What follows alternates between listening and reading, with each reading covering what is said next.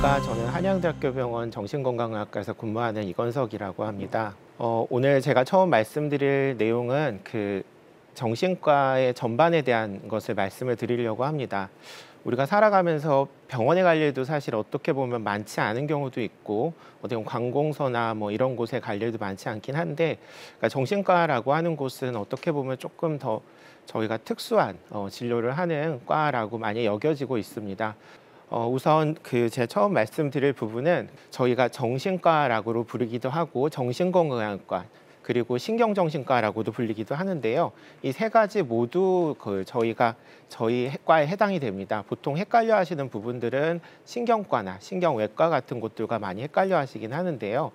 신경과 같은 경우에는 우리가 흔하게 뇌혈관이 막히거나 뭐 파킨슨병과 같은 질환들에 대해서 진료를 하는 과인 반면, 신경외과는 뇌혈관과 같은 수술을 하는 진료과입니다. 그래서 저희 과 같은 경우에는 마음에 대한 것들을 보통 진료를 하게 되는데요.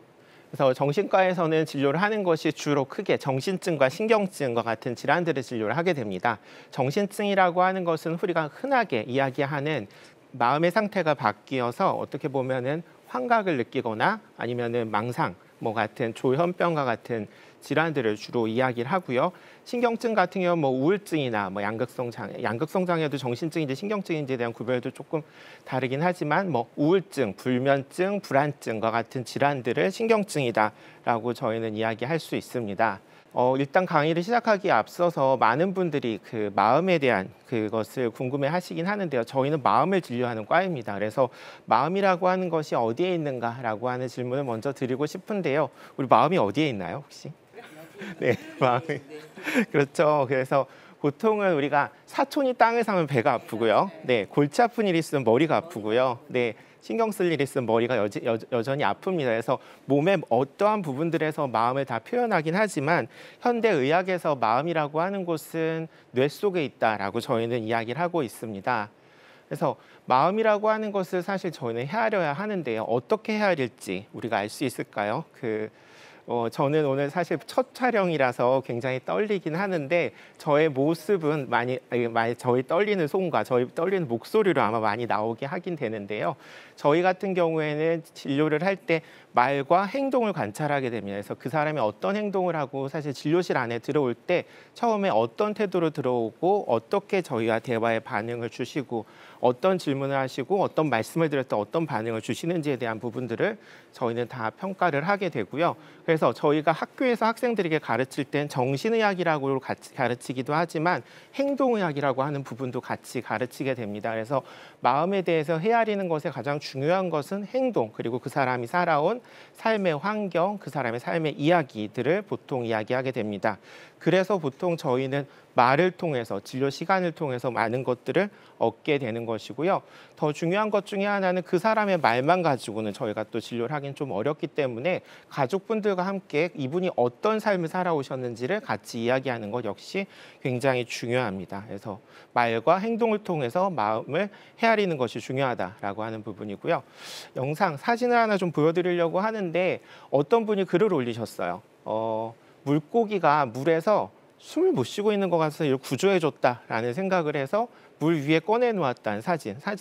어떻게 보면 사람의 입장에서 봤을 때 이 물고기의 마음을 잘 헤아렸기 때문에 숨을 쉴 수 있도록 겉으로 꺼내주었긴 했지만, 나에겐 호의긴 하지만 물고기 입장에선 당연히 어떻게 보면 생명을 앗아가는 행동이 될 수도 있습니다.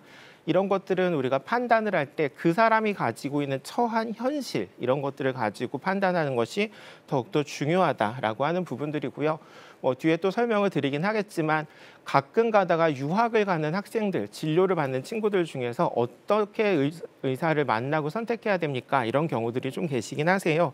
그래서 저희가 판단하는 것은 아까 마음에 대해서 헤아리는 방법은 대화를 통해 그 사람의 문화를 통해서 판단을 하기 때문에, 사실 어떻게 보면 그 사람의 문화적 배경을 동일한 사람을 찾는 것이 중요하다라고 해서 좀 거리가 있긴 하더라도 한국 문화를 가진 사람들을 선택하는 것이 좀 더 좋다라고 하고요. 실제로 외국인 환자분들이 오셨을 때도 저희가 진료해 드릴 때 굉장히 좀 제한을 많이 겪기는 해요. 우리가 흔하게 지나가다가 외국 같으면 지나가다 사람들을 만날 때 하이 헬로 안녕 뭐 이렇게 인사를 많이 하긴 하는데 한국 사람들의 문화는 어떻게 보면 무뚝뚝하게 지나가는 것이 오히려 더 문화적인 면에서 더 맞기도 하죠.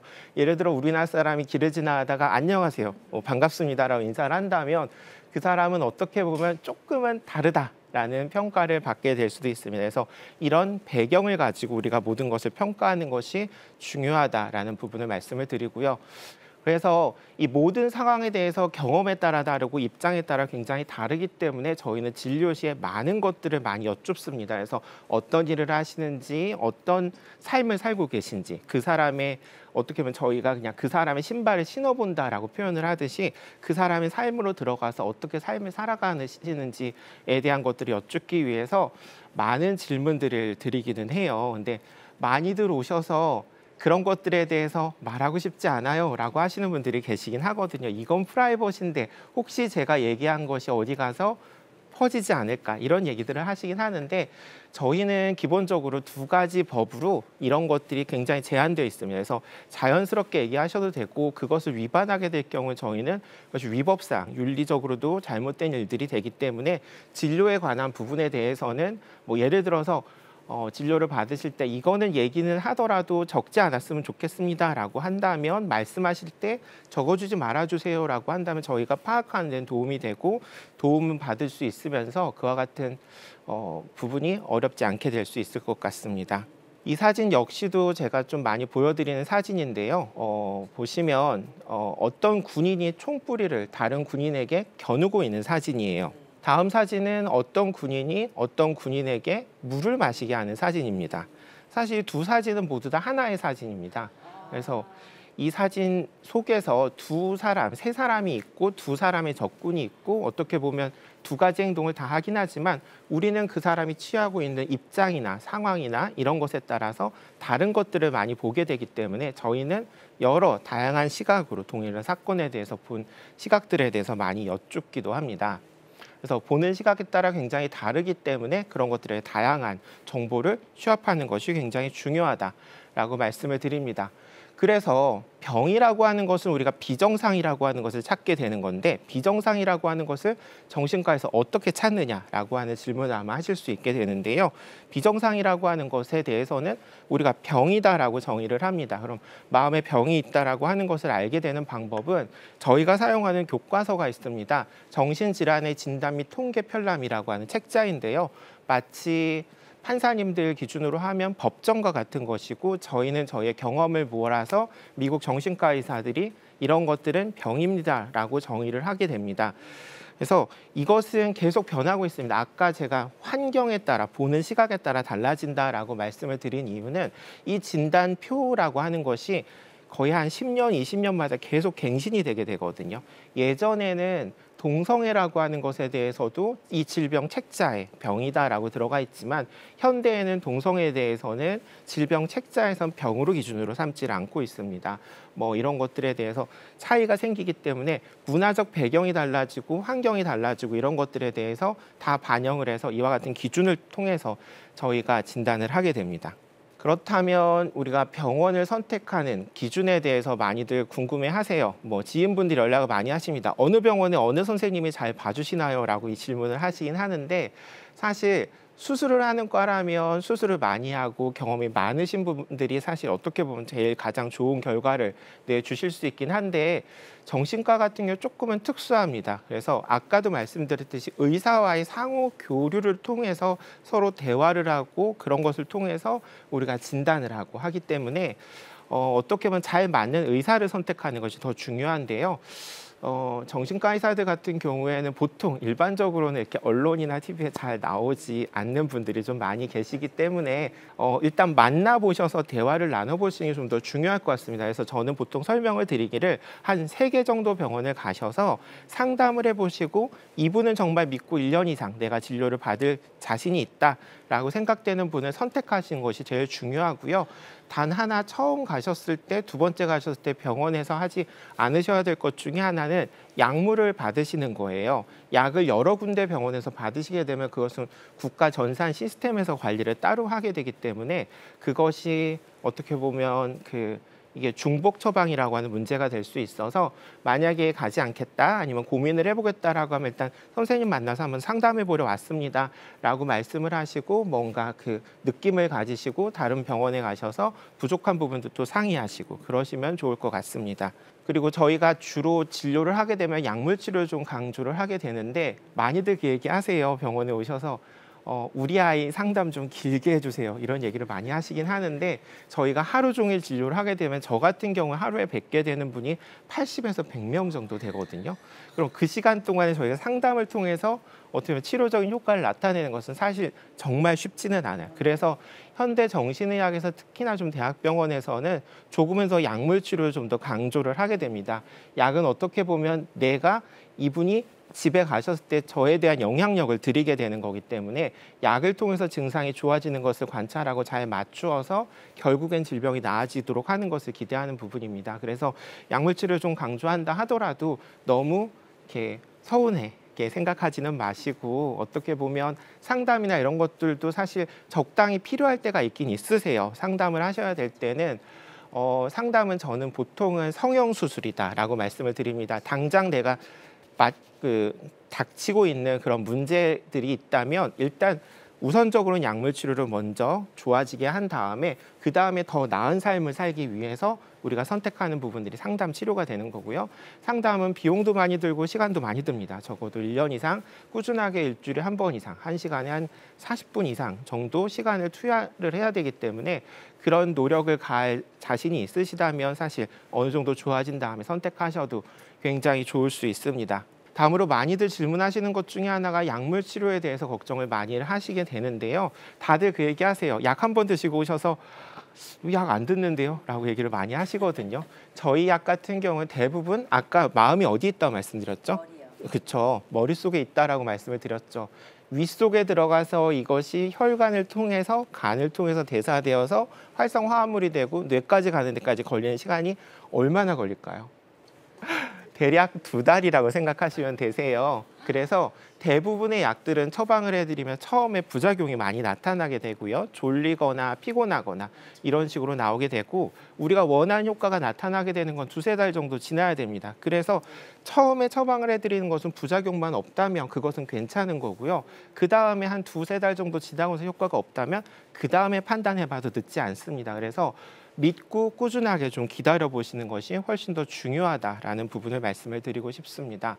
다음으로는 뭐 정신과에서 많이들 그 관심을 가지시거나 하여튼 어떻게 보면 급한 상황에서 어떻게 대처를 해야 되느냐라고 하는 부분들에 대해서 궁금해 하시는 분들이 많이 있으시긴 할 텐데 이것은 이제는 입원 치료에 대한 이야기입니다.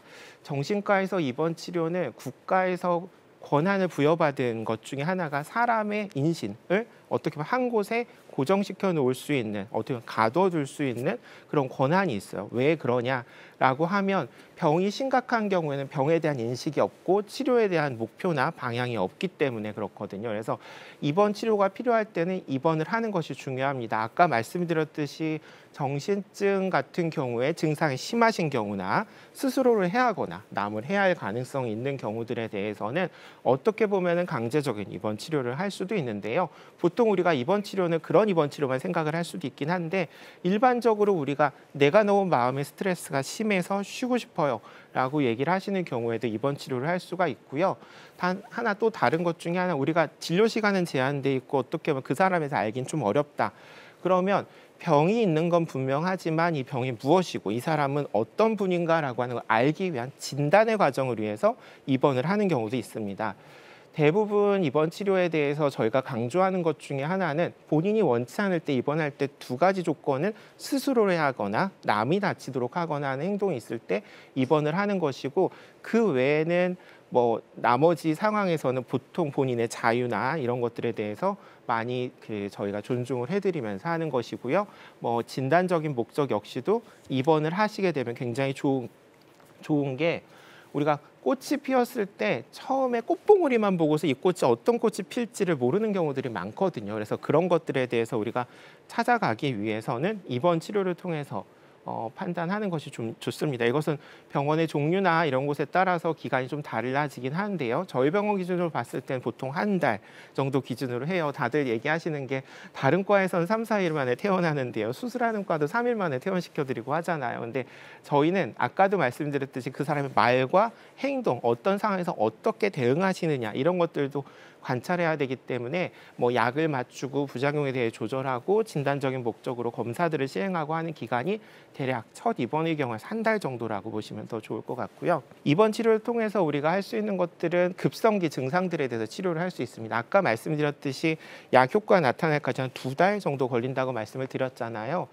근데 입원을 하게 되면 조금 더 빠르게 저희가 약을 조절할 수 있어요. 사실 처음에 부작용들이 나타날 수가 있기 때문에 그런 부작용들 역시도 저희가 관찰해서 대응을 하면서 약에 대한 반응을 보고 빠르게 퇴원을 준비를 할 수도 있습니다.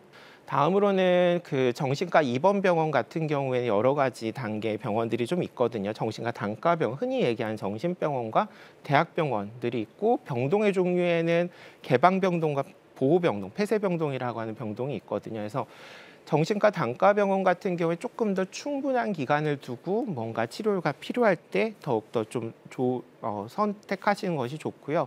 대학병원 같은 경우에는 어떻게 보면 병실이 좀 제한되고 해서 짧은 기간 안에 빠른 결과를 얻기 위해서는 가시면 좋고 아니면 처음에 진단적인 목적을 위해서 가시는 경우도 굉장히 도움을 받을 수 있습니다. 그리고 병동의 종류 같은 경우 개방병동과 보호병동으로 나눌 수 있는데 개방병동 우리가 흔하게 내과와 같이 입원하게 되는 병동이고 스스로 무엇든 다 자유롭게 하실 수 있는 거고요. 아까 말씀드렸던 급성기 증상 같은 것들이 있어서 뭔가 행동에 제약이 필요하거나 이런 경우에는 보호병동으로 입원을 하게 되는데 보호병동에 대해서 저희가 입원장을 드리거나 이랬을 때 다들 질문하시는 것 중에 하나가 입원하게 되면 우리 아이가 전염이 되지 않나요? 이런 경우들을 얘기하시긴 하는데 뭐 제가 정신과에서 하면서 지낸 지 한 20여 년이 되고 있습니다. 근데 저희도 역시 같이 생활하는 곳이고 모든 사람들이 함께 일을 하는 곳이기 때문에 그런 것들에 대한 우려는 거의 하지 않으시는 것이 오히려 더 좋다라고 말씀을 드리고 싶습니다. 그래서 뭐 저희가 치료를 하거나 이런 과정에 있어서 여러 가지 증상들이나 이런 것들이 있긴 하는데요. 병원에 와서 빨리 도움을 받을 수 있는 거, 아까 말씀드렸듯이 약물을 사용해서 도움을 받을 수 있는 것들은 보통 불안, 우울, 불면 이와 같은 증상들 그리고 일부 정신병적 증상 이런 것들은 약물을 통해서 많은 것들이 개선이 되어질 수가 있고요. 사실 저희가 뭐 치료를 통해서 잘 덜 낫는 부분들이 좀 있긴 한데 가끔 식사에 대한 문제, 식사를 곡기를 굶으시거나 많이 먹고 토하시거나 이런 부분들 같은 경우에는 어떤 약물 치료보다는 인지행동 치료에서 교육을 받거나 이래야 되기 때문에 결과가 조금 더 늦게 나타나기도 합니다. 그래서 그런 부분들에 대해서 나누어서 생각하시면 좋을 것 같고 약물 치료뿐만 아니라 비약물적 치료 여러 가지들이 다 있다라고 하는 부분도 알아두시면 좋을 것 같습니다. 저희가 아까 입원에 대해서 말씀드릴 때 여러 가지 입원 절차들이 있게 되는데요. 다른 과는 어떻게 보면 저희 가서 저 입원하겠습니다. 아니면은 보호자가 얘는 뭐 이 사람은 뭔가 병이 있기 때문에 치료를 받아야 됩니다라고 하면 보통은 무리 없이 진행이 되게 되는데 저희 같은 경우에 사전에 모든 절차들을 상의하셔야 됩니다. 법으로 저희는 입원 과정이 보장이 되어 있기 때문에 그 과정에서 필요한 서류나 이런 것들이 있기 때문에 사전에 입원을 준비하거나 하실 때는 어떻게 보면 그 행정기관에 문의하듯이 어떤 서류가 필요하고 어떤 절차가 필요한지 어떻게 방문하는 게 좋은 것인지 사전에 상의하고 오시면 좋을 것 같고요. 이런 부분에 대해서 좀 알기 어려우실 경우에는 국가에서 운영하는 마음 건강에 대한 보건소와 같은 기관이 있습니다. 그래서 정신건강복지센터라고 저희가 말씀을 드리는데 해당 기관으로 문의하셔서 나머지 절차들을 물어보시면 아마 도움을 받으실 수 있을 것 같습니다. 오늘 첫 번째 시간 여기서 마치도록 하겠습니다. 경청해 주셔서 감사합니다.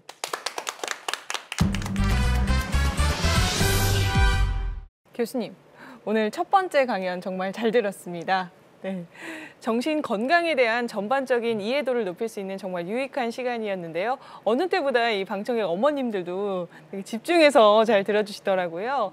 질문 한번 받아볼까요? 네. 우리가 정신 건강을 위해서 지켜야 할 뭐 생활 습관 같은 게 있을까요? 이 부분에 대해서 제가 아마 다음 주 강의에서 아마 설명을 드릴 부분이 있을 것 같긴 한데 하나 저희가 진료를 할 때 저희가 무엇을 해야 됩니까? 라고 질문하시는 분들이 많이 계세요. 가장 중요한 것 중에 하나는 규칙적인 생활을 하셔라.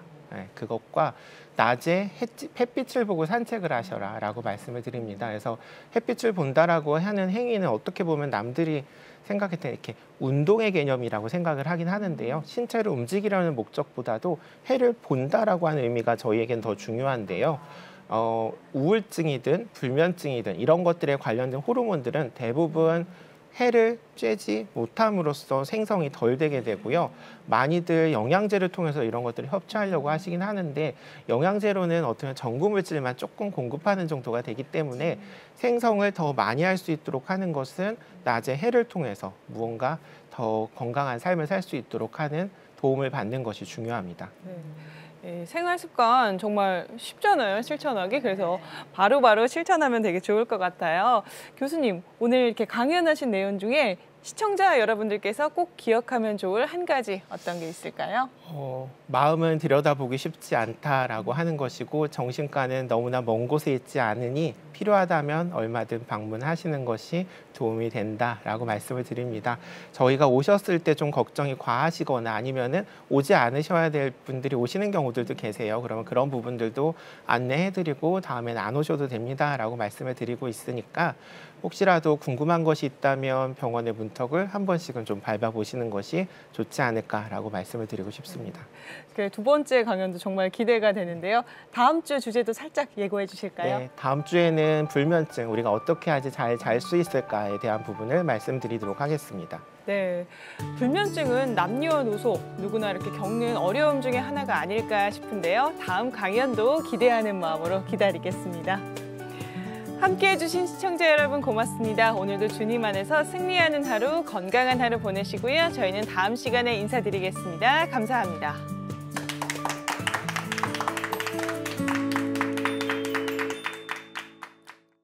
이 프로그램은 여러분의 미디어 선교 후원으로 제작되었습니다. 선교는 사명, 후원은 동역. 당신도 복음을 전할 수 있습니다. 선교 후원 02-6333-1003번